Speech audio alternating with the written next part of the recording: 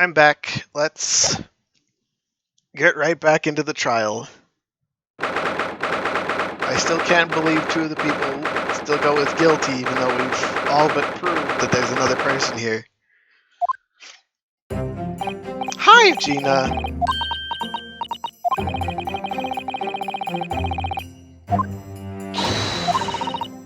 Are you okay, Ginny?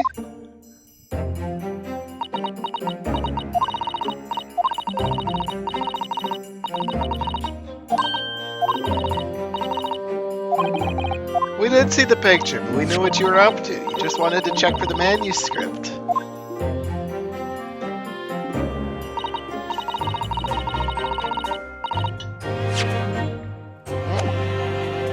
Didn't mean to click that button. Whoops.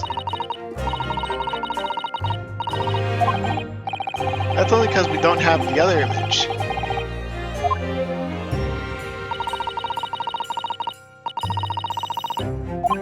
Of course you're innocent. Think the game would let us defend you if you weren't innocent? Unless it was a test by Mr. McLiarpants? We got an hour. I've pieced together just about everything. If you've got any other information you can give us, it'd be very, very good.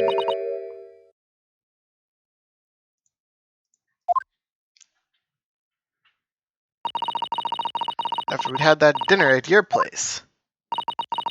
We all had a chat up in your office, didn't we? Yes, I remember. It's about the Hound manuscript. God, I just couldn't get to sleep, so I slipped out and went down the street to the Windabank's place. I had to know. Actually, the story was really there. The Hound of Baskervilles. What it's about, nothing? You asked me. There's something in it that Sholmes doesn't like. Something we don't want people to see. That's why he lied to Iris about sticking it in lug with Windabank for safekeeping. At least that's what I thought at the time. So he broke into Windabank's? I just had to know if he was there or not. And I had no idea if that was going to kick off. What did I? Struck the lock and stuck inside. It was dark as you like in there. I gave the oil lamp on the counter a bit of wick. That's when... What do you think you're doing? Ugh! Nearly died, I did. Next thing I knew... Grabbed the gun off the counter and was waving it in the air like I don't know what.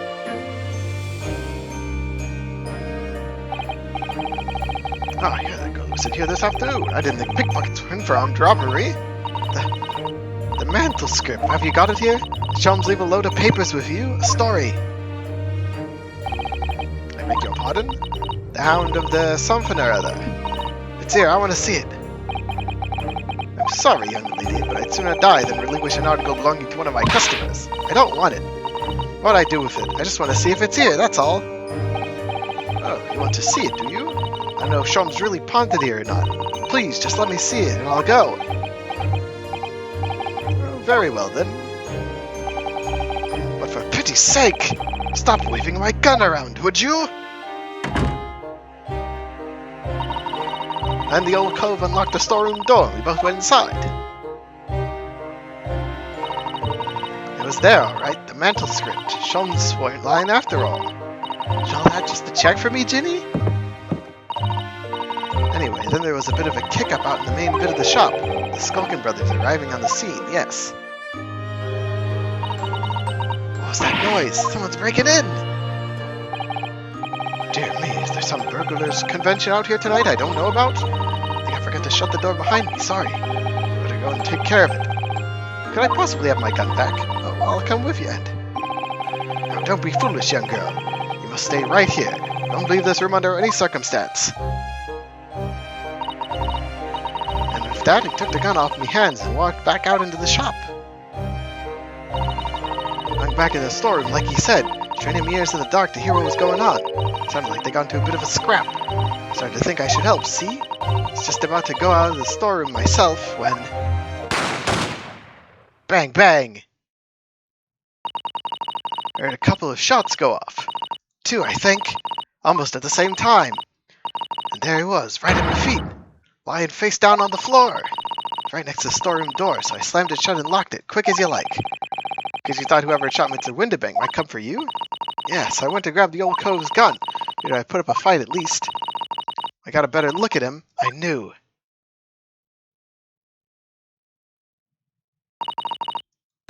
Window bank was a goner.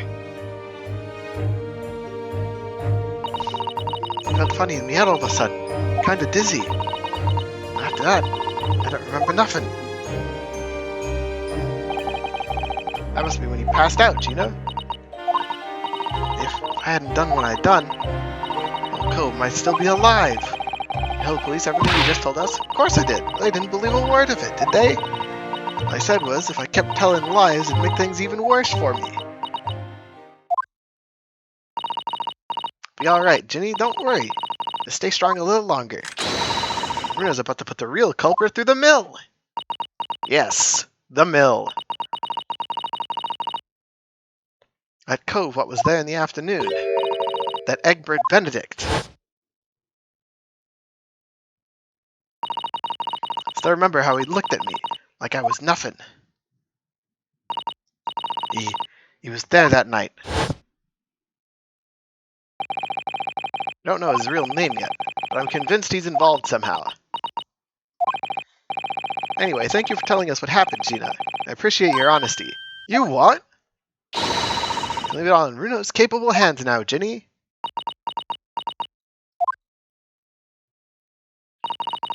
Mr. Naruto. How come you trust me? I don't get it. I mean, have you forgotten what happened here before? Come on. It was only 2 months ago. Me and McGill did. We told you a whole pack of lies. You got the bog trotter off of him. Even though he was a killer. No, I could never forget that. Oh, did what I thought was best at the time. Pain of that error of judgment doesn't get any easier to bear. Still, don't forget I also made you a promise. Told you I'd be on your side to the bitter end, no matter what. But what if I'm lying? Could be working to get another killer off the hook, you know? I was once in your position, Gina. I was the accused in a trial, and I was also a suspect on the boat. Before I left Japan, I was accused of murder. Strange as it might sound, the circumstances of the crime were pretty damning. I was sure no one would believe it wasn't me who'd done it. Oh, who knows? There was one person who stood up for me, who believed in me, was prepared to defend me. My best friend, Kazuma! Yunosuke, no one believes in you more than I do. Leave this to me. All you need to do is put your faith in me, and I'll do the rest. I was so happy I cried. But even then, somewhere inside me, I couldn't help thinking, surely he doesn't really believe in me. Not completely. But I was wrong. As soon as my trial began, it was obvious. He had absolute, unwavering belief in me.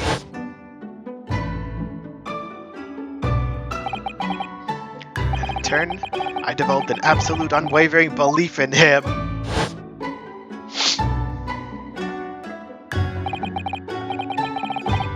That's when I came to realize, if you want someone to believe in you, you have to believe in the other person first.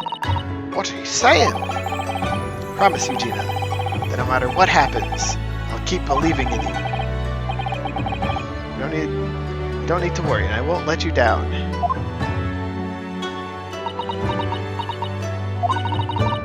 Even though I'm a diver and no good liar? You're not like McGill did. I know that. Eh? That's right, you're our friend, Ginny. Iris. We know you better than you think. I've come to the conclusion that you're someone we can trust. That's really all we need to know. Exactly. Mr. Naruto,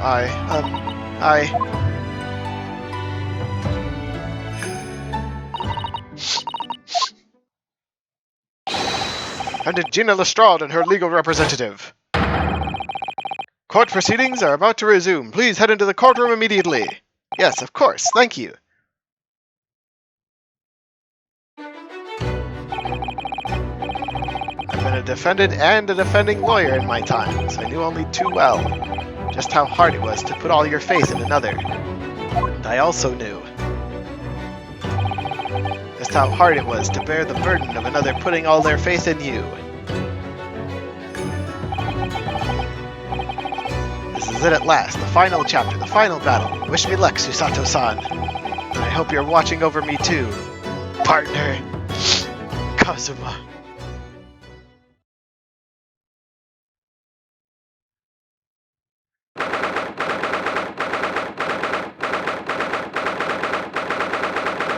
$140. What? We're a minute late. Where's Eggs Benedict? I want to scramble him. Fry him on the stand. Make him poached. Sunny side up even. Subpoena was delivered to the communication station where the man works immediately, my lord. How the heavy rain has delayed the arrival of his carriage, you can see. I see. Let us turn our attention to Inspector Gregson's precis of the case. Yes. Bearing omission of the third bullet in your report is a serious blunder, Inspector. Yes, I can only apologize, my lord. While the defense's chemical analysis of the blood of the scene makes for compelling argument, I cannot permit such untried methods to be used as evidence in my courtroom. It's a big mistake to cross Hurley and me. A very big mistake. My lord, subpoenaed witness has just arrived at the building. Thank you, officer. Show him to the stand without delay. Mr. Egbert Benedict. I expect to be crossing paths with him again so soon. It's certainly not like this. Turns out he's a murderer. Hello, Egbert Benedict. Thank you for complying with the court subpoena at such short notice, sir. But of course, my lord, as an upstanding member of London society, it's my pleasure to oblige. Now, kindly state your name and occupation for the record. Ashley Graydon, Communications Officer. Mr. Graydon and I both work at London's Central Communications Station. Now, perhaps somebody would kindly explain what all this is about. You are appraised by the situation by a court officer on the way here, I presume.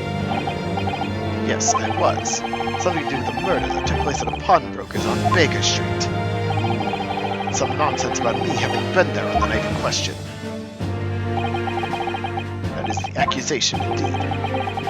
This really is beyond a joke, you know. Very well. Without further delay, the court will hear your testimony now, Mr. Graydon. You will respond to the accusations made against you under oath.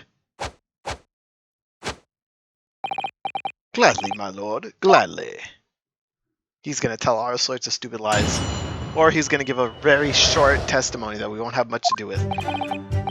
Naturally, I have occasion to make use of pawnbrokering services from time to time. Are you seriously suggesting I colluded with these thugs to break into the place on the night of the murder? Oh, one of them is going to slip up. I have no intention of admitting to such an outrageous accusation. Even if certain parties are here present claim my blood was found at the scene.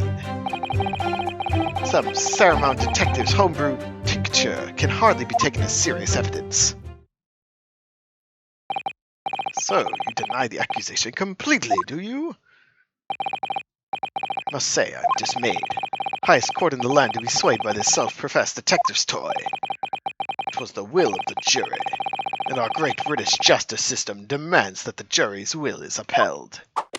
It would seem we have the misfortune, the most inept assembly of jurors today.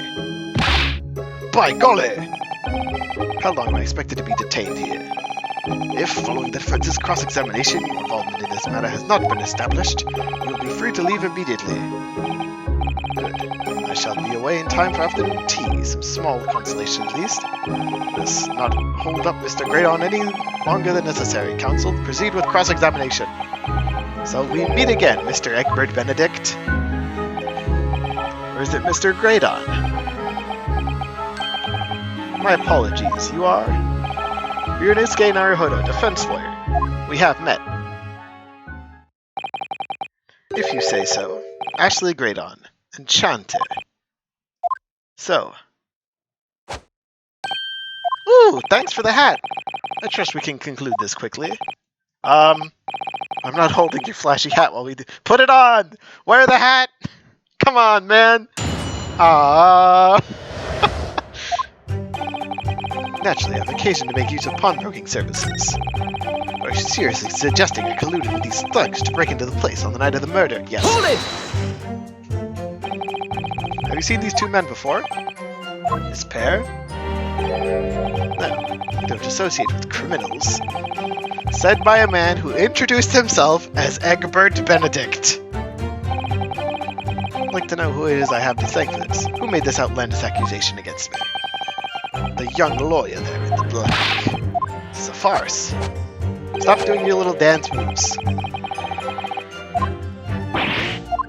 You can raise that objection with Lord Chief Justice himself. If you got the balls. Hold it!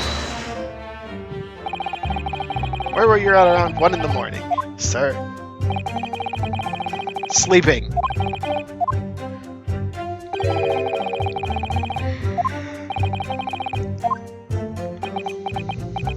Objection!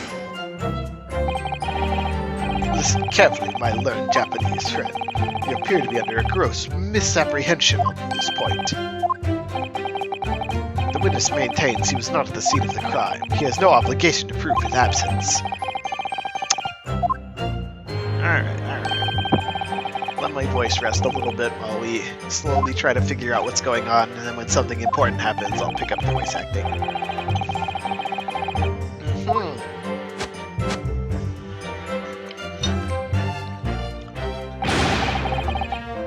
Silent victory wiggle.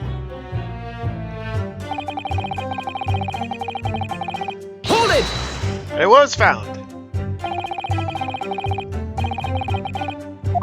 Several, no, two places.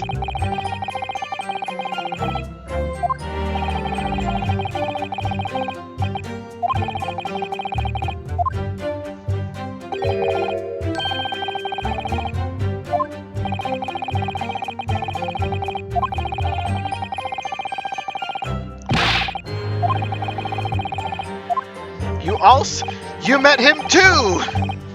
He was there!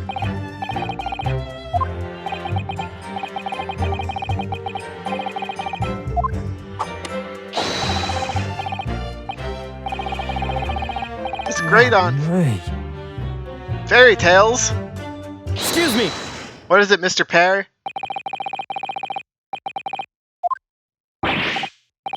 Not you, Ringo. Not you, Gregson!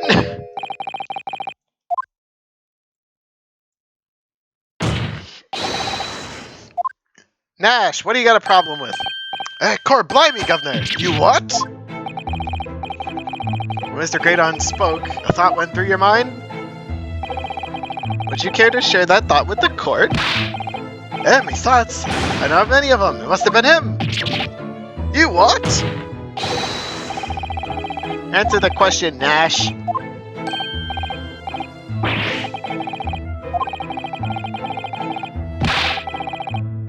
Open up the wound again! Yay!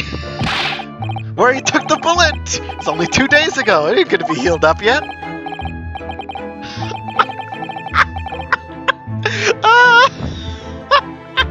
Yay! 3 cheers for Nash!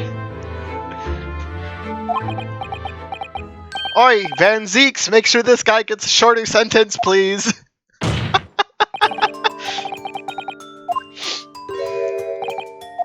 What? Your comrade is worried about you. On account of your injured arm. My lord. Yes, Mr. Greydon? I have no idea what these two wretches are talking about. Certainly, I shouldn't be expected to answer anything in relation to their mindless insinuations. You know that someone other than the victim was hit by a bullet at the scene of the crime 2 nights ago. To hide the bullet hole in the wall, that person was likely hit in the upper arm or thereabouts. Perhaps you'd allow the court official to examine your arm, sir. The left arm you're currently clasping with your right arm, as if in pain. No, I refuse. You've shown no evidence whatsoever that links me to these common thieves. Accordingly, I am not obliged to permit any such invasion of my privacy. Van Zeeks, chuck your hollowed chalice at him! Already said I'm completely uninvolved in all this. Never had anything to do with the pawnbrokery where this fellow was killed whatsoever. Take offense at the insinuation that I was any way involved. Claim to have nothing whatsoever to do with Mr. Windibank's pawnbrokery. Lord, the defense would like that last statement to be added to Mr. Greydon's formal testimony. Very well, counsel. Continue with your testimony, Mr. Greydon. Alright, so we can prove that because of how do we prove that? We don't have the picture.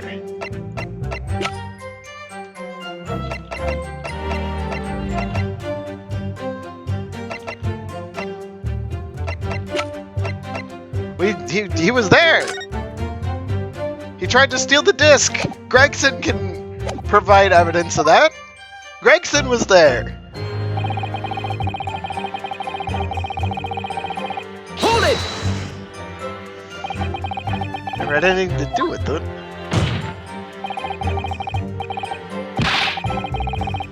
Afternoon of the incident. An armchair. You were after a coat. Is that right? Gregson, my me. man. You have something to add, Inspector Gregson? Come again, sunshine? You were there too, in fact, weren't you, Inspector? That afternoon. Well, yes, I do remember meeting yourselves at the pawnbroker that afternoon. You, your young Japanese assistant, and the accused were all present, as I recall. At that time, this witness, Mr. Greydon, was trying to acquire a particular article. Well now. Afraid I don't remember too clearly. What?! You took it with you! I'm not gonna lie and pretend I remember something that I don't. What's going on here? Rexy showed us a picture before, didn't he? You know, from the cameras that Hurley installed in Windibank's. Indeed, and the gentleman pictured bears a striking resemblance to the witness. Exactly. Here's Mr. Greydon was at the shop in the afternoon in question. At no point have I denied that fact. Merely entered the shop to pursue the articles on sale and have a word with the broker. And point a gun at a local exchange student. This makes no sense. I understand Mr. Greydon may be trying to cover his tracks.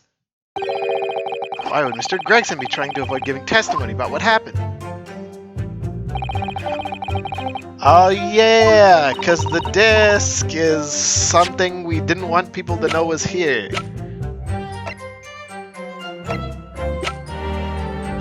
What else can I use? Mason's blood on the thing, Scotland Yard, can't use that, that's not useful. Mr. McGilden, government secrets. 2 guns, 2 photos. Yeah, even if you just switch back and forth between these 2 here, you can see the stuff in the top of the picture moved. That's much better than having to use a 3D slider and a stereoscope.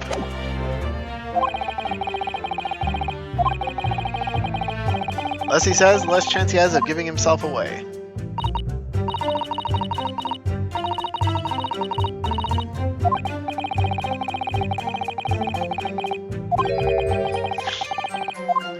Three cheers for the Skulkin brothers! Hip hip hooray!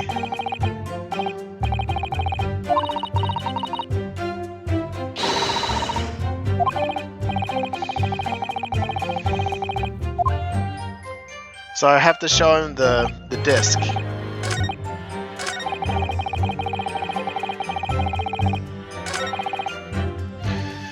This is probably going to get me in trouble with either the judge or the Gregson, but...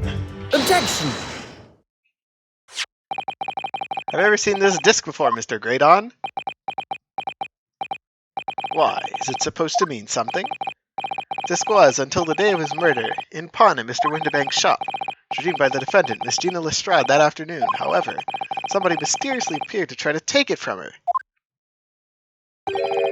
That somebody was you, of course. Wasn't it, Mr. Graydon? I've reiterated numerous times now you're mistaken. That was not me. I've never seen that disc before in my life. It escaped your notice. There's a small smear of blood on the disc. Ah, yes, resulting from an abrasion of the thumb, perhaps.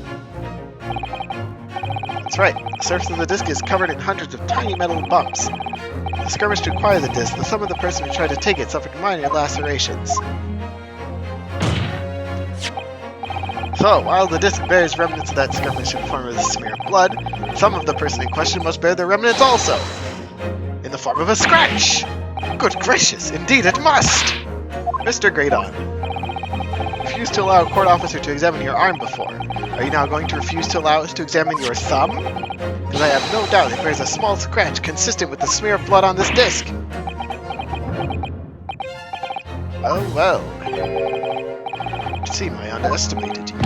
What is the meaning of this?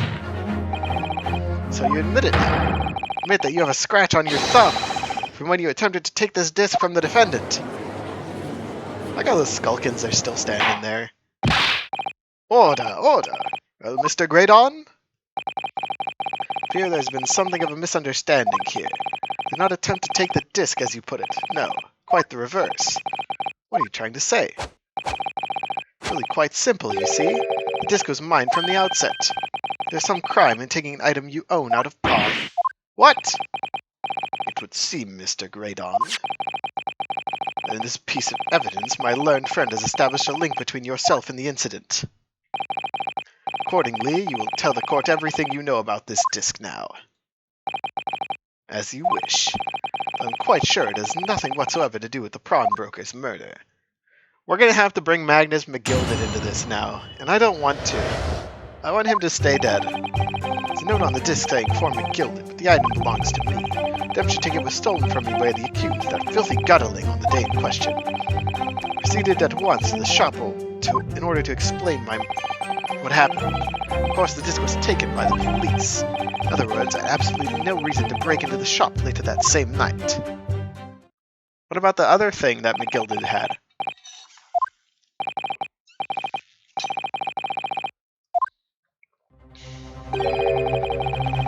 Person in this very courtroom 2 months ago after being acquitted of a distinctly messy murder.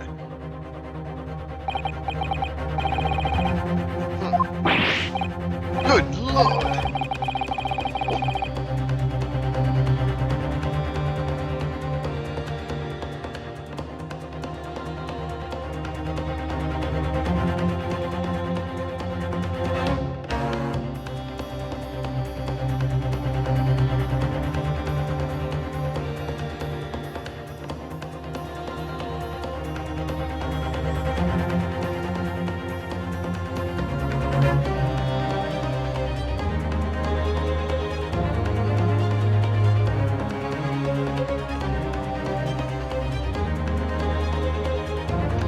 That? You're saying that Mr. McGilded and yourself were acquainted? Yes, that's correct. Order. Well, certainly didn't expect to hear that name uttered here in my courtroom again. According to what Gina told us, this disc was placed in pawn on that fateful night 2 months ago. McGilded himself gave instructions to deposit it at Windibanks. Funny that Mr. Graydon here is claiming the disc belongs to him then, isn't it? In all likelihood, he's lying. He did that afternoon in order to get his hand on McGilded's disc for some reason. Counsel, you will commence your cross-examination, please. This guy is going to be the strongest defendant yet. Hold it! Strongest witness yet. He's going to be tough to break. How does this belong to you? As you will observe, communications officer such as myself commands a fine salary. Certainly exquisitely dressed, sir. Uh-huh.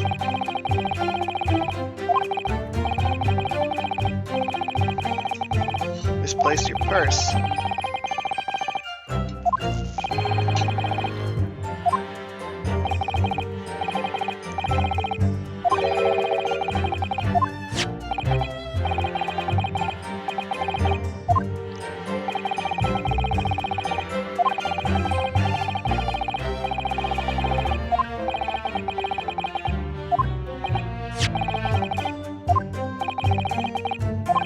Pre-production sample? Forgot it was in the pocket of the overcoat you were forced upon after he was going to be put into prison.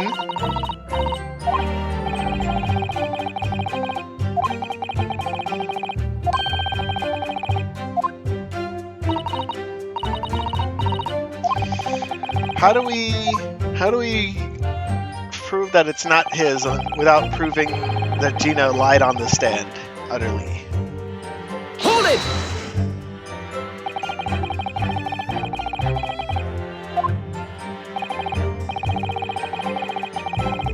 Aha. Objection!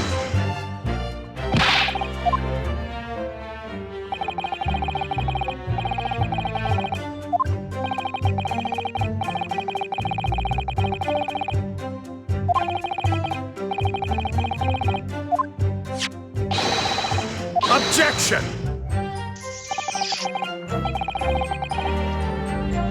And Zeeks, why are you seeming to stay on this guy's side? I thought we were friends after the last case.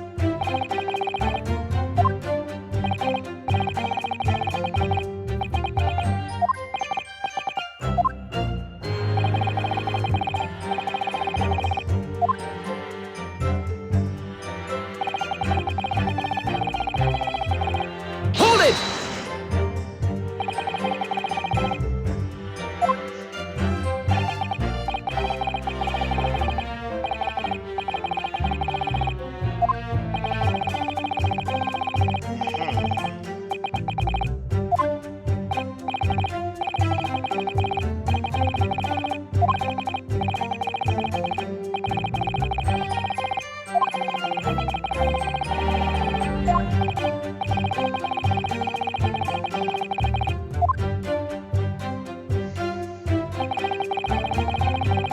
Hold it!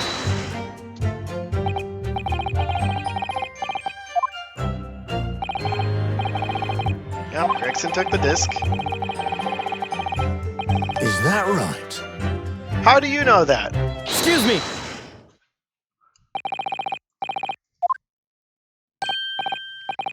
Well, what do you mean? Last heroic Mr. Greydon made his testimony. It seemed to trouble you in some way. No, it didn't. It's nothing. Leave it alone. Let me ask you this, Inspector. Why is Scotland Yard gathering Mr. McGilden's possessions? Can't tell you something like that, Sunshine. What is it, Inspector? Investigative secrets? Yes, exactly. You should know all about that. Magnus McGilden, who died so unexpectedly after his trial 2 months ago. A man renowned throughout the capital for his great contributions to public life, and he had a dark side too. Where are you going with this, Van Zeeks? I suppose the police are dealing with the aftermath of his nefarious activities, are they? It's enough! Coppers like me have duties to carry out that we're not at liberty to talk about. That's all you need to know. Duties conferred by Lord Strongheart, I presume. The Lord Chief Justice appears to have great faith in you, Inspector. Bottom line is, if you want to get more out of me, you're gonna need Lord Strongheart's paw print first. What's all this about? Like there's something going on between Gregson and Lord Van Zeeks here. Well, it would appear that the Inspector has revealed all he is at liberty to reveal, Mr. Greydon. Let us return to your testimony. Gladly, my lord.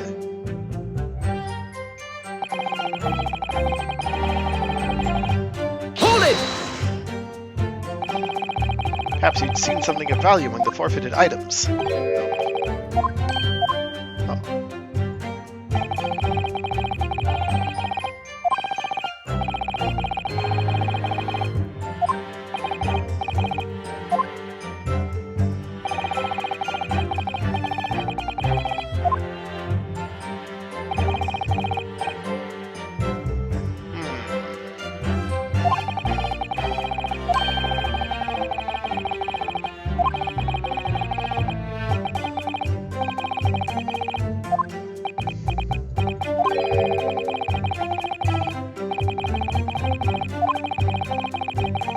Nope, that's not true.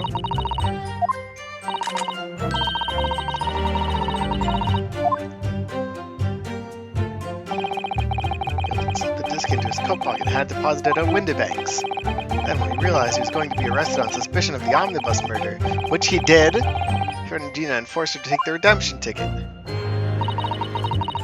No doubt about it. That witness is lying through his pearly white teeth. Everything left behind by McGillen. That's why Inspector Gregson ended up taking the disc into custody. Greg is being very strange about all this. There must be a reason for that, I'm sure. I just don't know what it is. I'm guessing it's involved in the newspaper.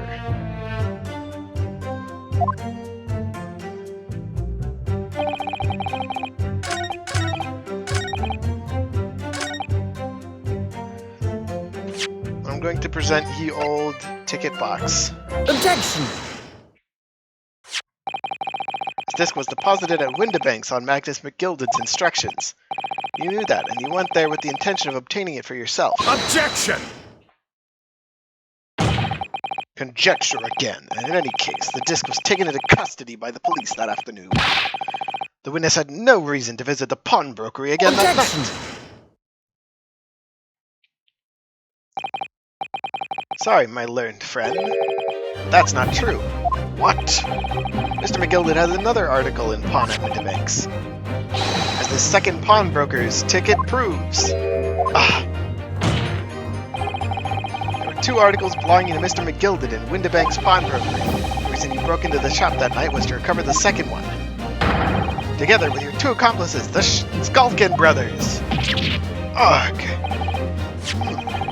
This is the second ticket, is it? What had the man deposited?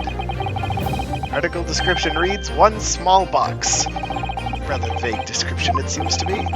Suggesting that I broke into the pawnbrokery with these clowns in order to steal some trinket box? I believe there are adequate grounds to suspect that you did. This is absurd. Why on earth would I do such a thing? Once the article had been forfeited, I could simply walk into the shop and purchase it. There would be absolutely no need for me to resort to theft. That's a good point. Indeed, the witness makes a solid argument. That means for some reason, this great aunt fella needed the small box that very night. Objection! It's time to put an end to this nonsense, my lord. Could you be a little less cryptic, Lord Van Zeeks? I do hate to ruin my learned friend's argument, but the truth is quite incontroversial. On the night in question, no small box was taken from Windibank's pawnbrokery. And rest assured, the prosecution can prove it. What? Good gracious! Inspector, show the photographic prints to the court, if you please. Yes, sir. What prints? The prints were taken from one of the detective's security cameras. Ah, Hurley's red-handed recorders again. Previously explained using this plan of the shop layout. The victim's establishment was furnished with automatic cameras in two locations. One was set to capture the counter where Mr. Windibank received his customers. The other was set to capture the shelves on which his articles were placed for sale once forfeited. According to the information on this ticket, the gilded small box had been forfeited already.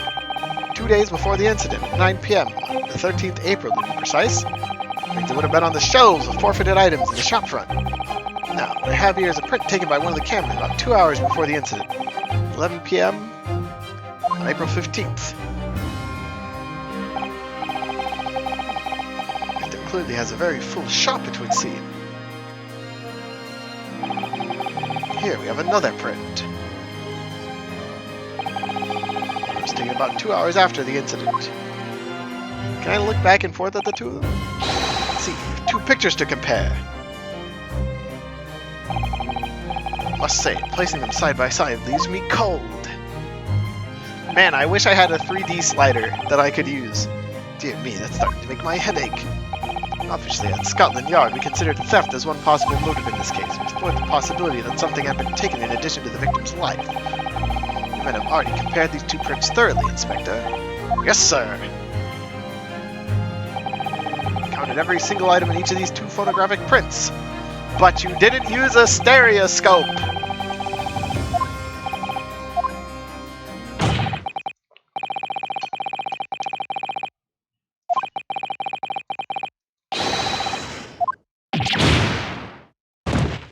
Pull up the stereoscope! You did need to steal the box, he just needed to steal the contents. Now what, Runo? I'm thinking. One of these two prints really are exactly the same. What? So, counsel, in light of the evidence put forward by the prosecution, what is your position? It seems that in fact, on the night in question, nothing was stolen from the victim's establishment. Do you accept the prosecution's assertion? I don't know. Could there be some hidden discrepancy in these two photographic prints somewhere?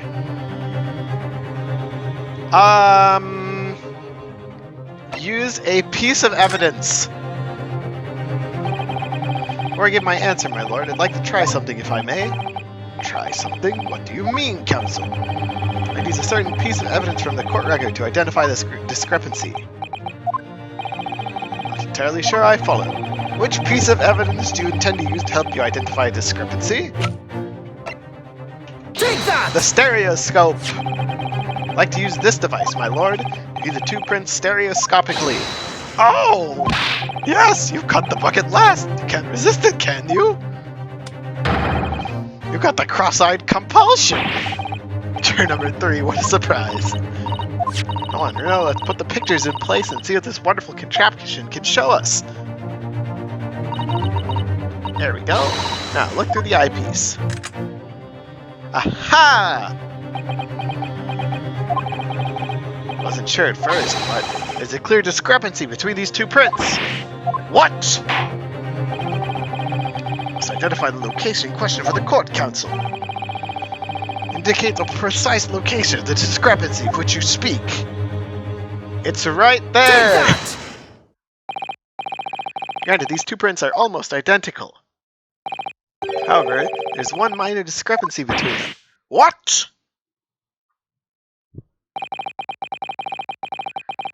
If you view the two pictures stereoscopically,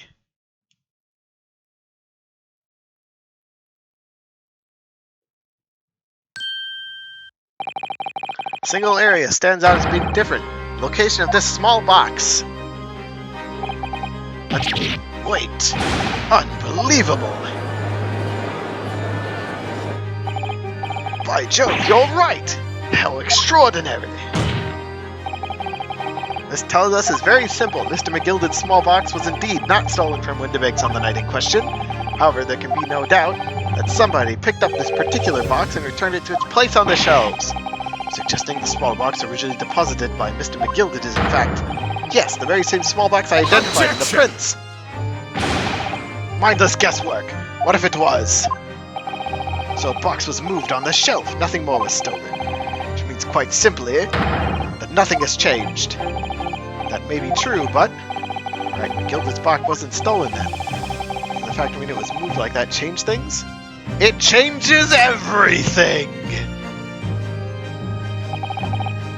I believe this changes everything about the case. How can that possibly be? The crucial point is the fact that what was moved was a small box. In other words, we have to consider what might have been inside that box. What are you suggesting? I'm suggesting that we need to examine that box as soon as possible. The vital piece of evidence is sitting on the shelves in Windibanks as we speak. That won't be necessary. Some little box belonging to him who died 2 months ago can't possibly be relevant to this trial. The court does not uphold your objection, Lord Van Zieks. Bailiff, arrange for an officer to go to Baker Street at once. Obtain the small box in question and bring it back here for further examination. Hello, I'm Sholmes. I have the box.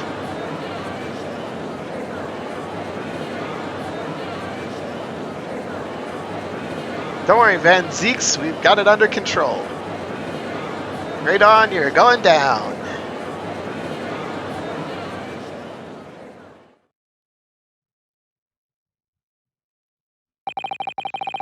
We should have a report within half an hour. I think perhaps we should recess for a short while until the evidence is brought forth. To be hoodwinked by such a farce. Disappointing. I beg your pardon, Lord Van Zieks? There's nothing but a smoke screen, a Japanese specialty it would seem. What are you trying to say? My learned friend has persisted with the same line of reasoning from the very beginning.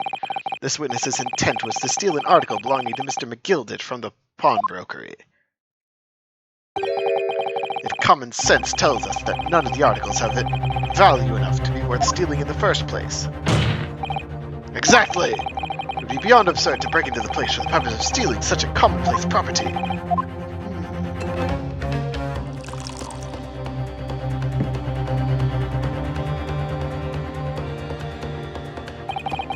If your lordship recalls, Mr. McGilded perished 2 months ago, immediately after the conclusion of his trial. A trial in which he was found not guilty. A trial in which it was established he was the upstanding member of society his reputation implied, in fact. So I propose a toast to my learned friend and his most insightful defense. The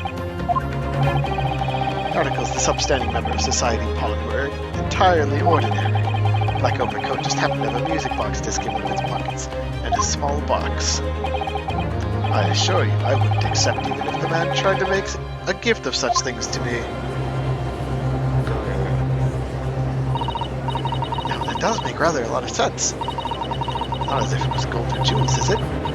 Goodness knows Mr. McGilded was rich enough. You can't deposit cash in a pawnbrokery, I'm certain of that. The prosecution's argument is undeniably compelling. It is incumbent on the defense now to bolster its argument. To explain what possible significance these commonplace articles pawned by this fine citizen could have. Well, counsel, is your argument in fact demonstrable? Able to show proof the disc or box are in any tangible way related to this case? Well, what's the matter, Rudo? We know they're related, don't we? Both vital piece of evidence. Yes, of course. You and I both know that. We know Mr. McGilded's true character. We know the disc is significant, even if we don't know why. Explain all that to the court at this point. I'll have to acknowledge that Mr. McGilded's acquittal 2 months ago was a mistake. The defense's argument was flawed, based on false information. That would mean admitting that Gina committed perjury. But Ginny... That Van Zeeks knows? Is that why he's doing all this now? Has he anticipated everything? It is going to be a great opportunity for us. What do you mean, Iris? What is it that you always say? Sooner or later, the truth comes out, every time? The exact significance of things that Mr. McGilded deposited. Something that only Gina can explain to the court. Put her on the stand to testify about that. Could critically damage our chances of winning this case. It's the right thing to do here. Well, we're getting your testimony, Gina. My lord, the defense would like to make a proposal. What proposal, counsel? While the court awaits the arrival of Mr. McGilded's small box, I'd like to call the defendant, Miss Gina Lestrade, to the witness stand. The defendant? To what end? To do with the various articles deposited at Windibanks by Mr. McGilded, my lord. Miss Lestrade has information relating to them. I believe it would be beneficial for the court to hear what she has to say. It'll prove the significance of the articles in question once and for all. Well, things are becoming interesting. I presume you've considered the implications of the testimony you're proposing. In particular, the impact it will have on the accused's standing, and indeed your own. I have. Lord Van Zeeks, would you care to explain that last remark? Prosecution accepts the defense's proposal. I move to interrupt the cross-examination of the current witness and hear from the accused herself. Very well, if you have no objection. So, the court will now hear the testimony of the defendant, Miss Gina Lestrade. The witness is currently at the stand may step down until further notice. I shall bid you good day. Wait. You, sir, shall remain in the stand while Miss Lestrade testifies. As you wish. Alright then, Gina, it's time. I know this will be hard, but please, put your faith in me here.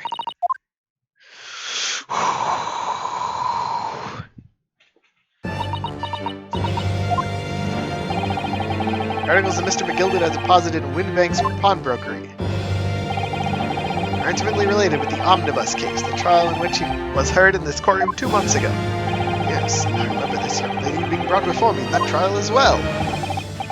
That's right, my lord. Your testimony helped to establish the innocence of the defendant, Mr. McGilden. Omnibus case was intriguing, to say the least. Now, here we all are again, the same players in that trial, facing each other once more. Twist of fate, perhaps, my Japanese friend. Allow me to recap the events of 2 months ago. All the brickmaker was stabbed to death in an omnibus, running along London's winter streets. Apart from the victim, there's only one other person in the carriage, Mr. McGilden. Naturally, he was the prime suspect for the murder. As the trial progressed, another possibility emerged. The murder, in fact, took place above the defendant's head on the roof deck. The body then being dropped through the skylight into the carriage below. Miss Lestrade, whose testimony brought that possibility to light. At the time of the incident, Miss Lestrade was concealed under a seat in the carriage, hoping to pick the pockets of unsuspecting passengers. Then, immediately after the trial, having been acquitted of murder, Mr. McGilden died in this very courtroom in the most extraordinary of circumstances. A mystery that remains unsolved even now, 2 months on. As indeed does the omnibus murder itself. Be that as it may, I recall neither the disc nor the small box being mentioned to the court in those proceedings. Miss Lestrade, would you tell the court now, please, what really happened in that omnibus 2 months ago, I mean? I don't know what you mean. I already said all what I know. What about everything you told us yesterday from inside your prison cell? Please, Miss Lestrade, this is extremely important. But remember, little girl, it transpires you willfully withheld information in the trial 2 months ago. The Home Office will seek to prosecute you for perjury. And naturally, you will lose all credibility as a witness. Although, let's face facts, you have little credibility to lose. Jenny, don't listen to him! Please, you have to trust Runo! Iris? We're on your side! Alright then, I'll talk. It's the right choice, Gina. Well, it would seem that my learned friend is hell-bent on bringing the entire courtroom down about his ears. So be it. Must confess, I'm struggling to understand on what on earth is happening here. That's actually quite normal for judges. However, it would appear that Mr. McGilden's pawned articles in that extraordinary case of the omnibus harbor secrets of which we have been hitherto unaware. So, Miss Lestrade, you will now give your testimony before the court about the events of 2 months ago. Reveal the truth, a commodity sorely lacking in your original statements. That's it. Everything's going to come out, like Van Zeek said. This could bring the whole courtroom down about my ears, but as a lawyer, I'm prepared to take that risk.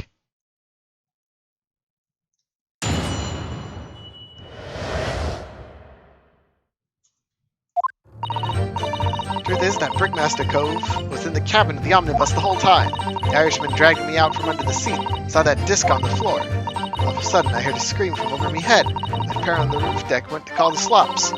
Mr. Gilden slipped the driver some tin to do a pawn shop roundabout. He threatened me not to snitch, not to say nothing to no one about what I'd seen or heard.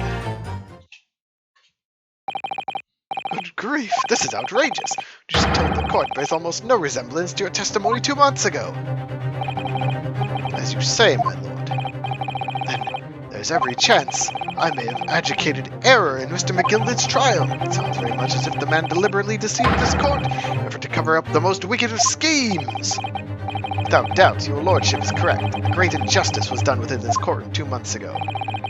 The actions of the accused in that trial, of this witness, and my learned friend are entirely inexcusable. I don't believe it. The whole trial was a farce. It was all lies. The gilded fellow was round to the core, just like that pickpocket. Don't forget that lawyer police. They were in on it together. No! You're wrong. A lot of you. Mr. Naruto, the lawyer there, he didn't know nothing about it. Humbug! I don't think so. Are we really expected to believe that? He really stitched everyone up, didn't he? What an operation to get the man off scot-free! Unforgivable. Stop! His eyes have to stop. Stop! Yes, the defense made a terrible error of judgment, intended to take full responsibility and suffer whatever consequences are deemed appropriate. However, it's imperative the court allows the witness to elaborate on her testimony, as the true significance of Mr. McGilded's pond articles must be brought to light. Very well, my learned student friend. Given the depth of calamity you've plunged yourself into, this may well be worth hearing. Words fail me. The situation is utterly deplorable, Mr. Naruhodo. Yes, my lord. I will decide upon your fate following the conclusion of this trial. Of course, my lord. Blimey, Mr. Naruhodo. Counsel, proceed with the cross-examination.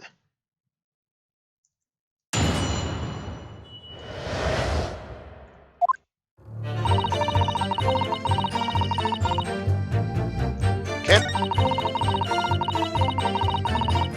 Hold it!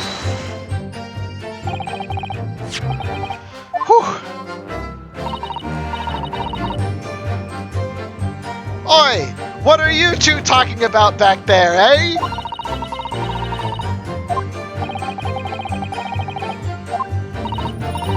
Greggy, I can't have you working with the prime suspect for me.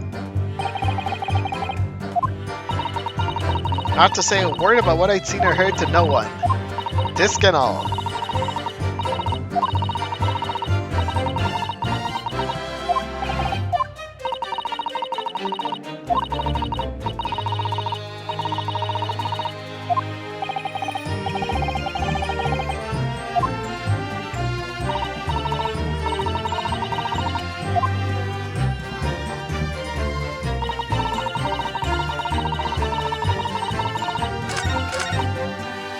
Let's press this statement too, just for safety.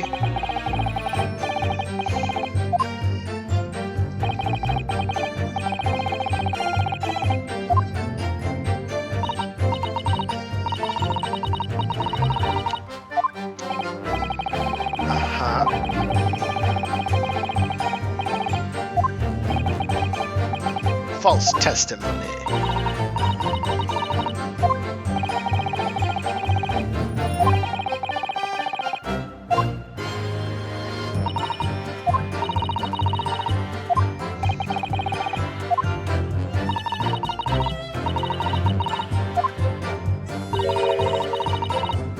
Money?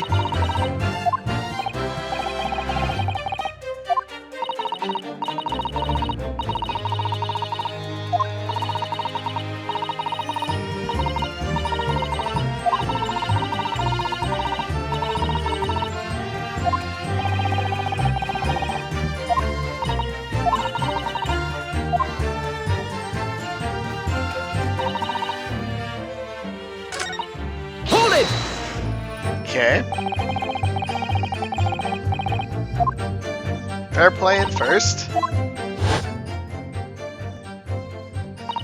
These two numbskulls.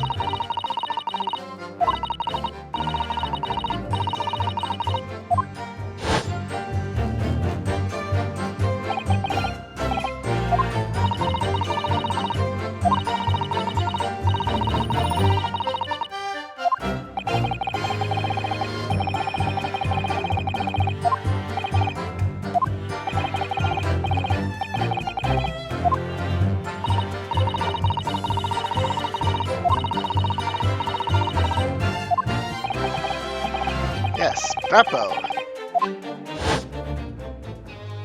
Not a very good witness.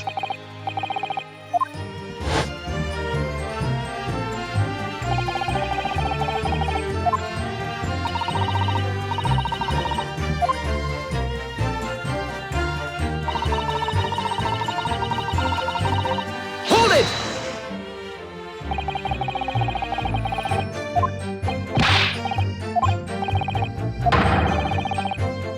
Yep.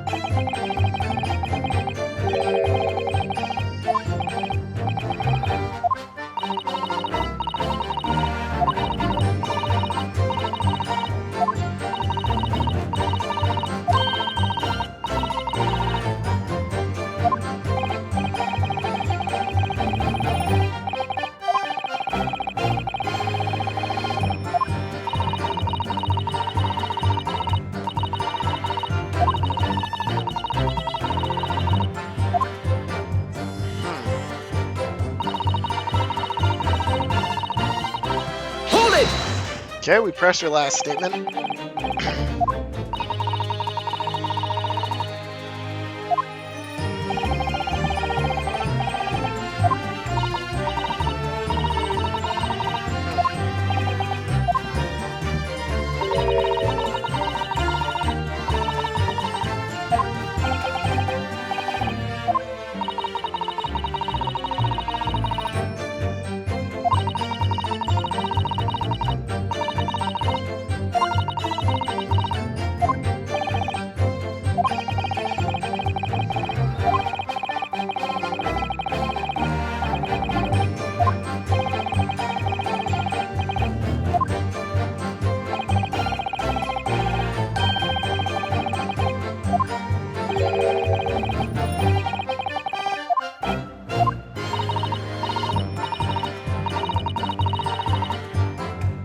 Why are you two having a discussion with your backs facing the court?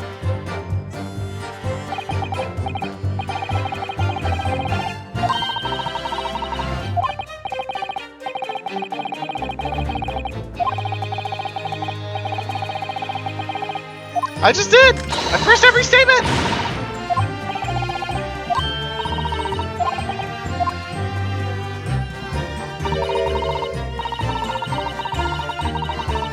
Yes!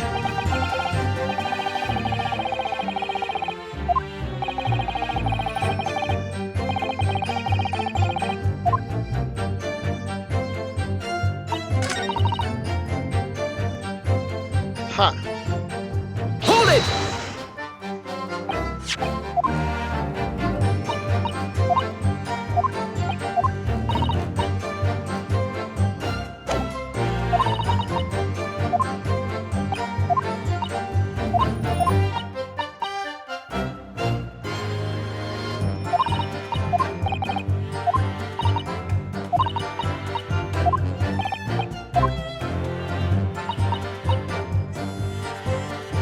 Can you two stop?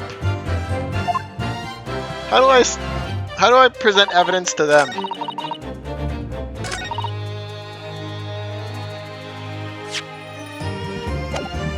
Hold it!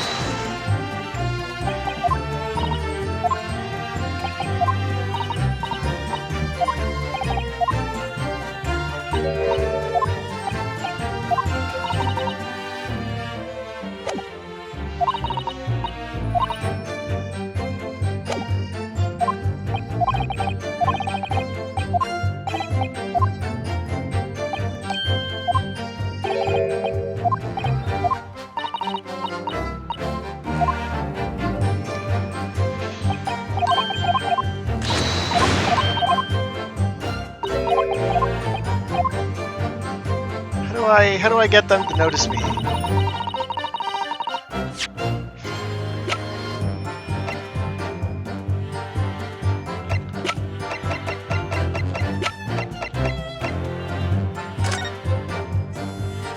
It's just a cat.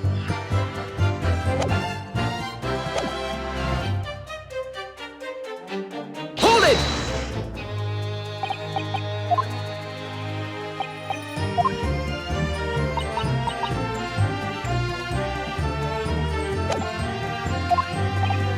Well, I can just press them.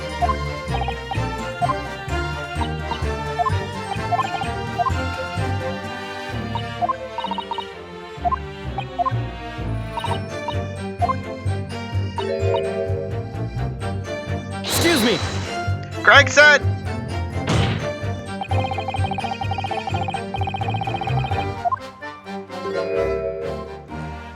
Oh, I just have to pursue them. Whoa! Blimey, you trying to give me a heart attack? What are you discussing, you two? You're on the stand!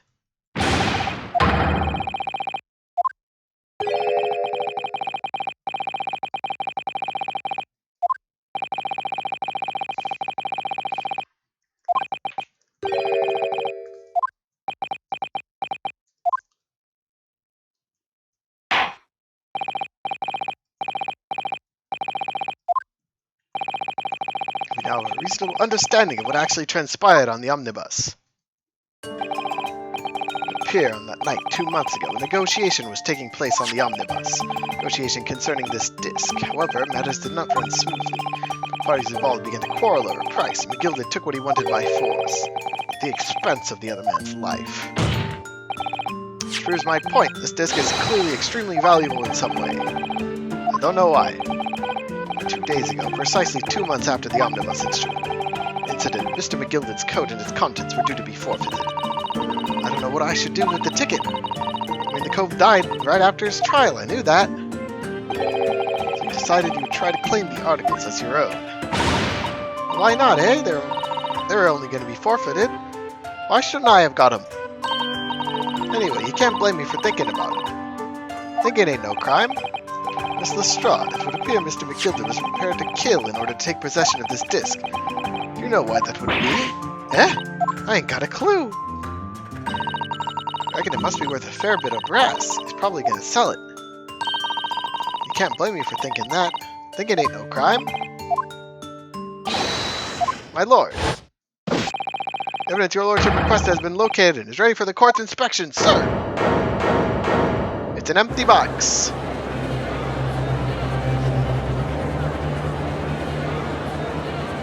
Oh no. Mysterious little box deposited by Mr. McGilded 2 months ago. Is it a music box? There's no doubt in my mind it's a key piece to this far-reaching puzzle.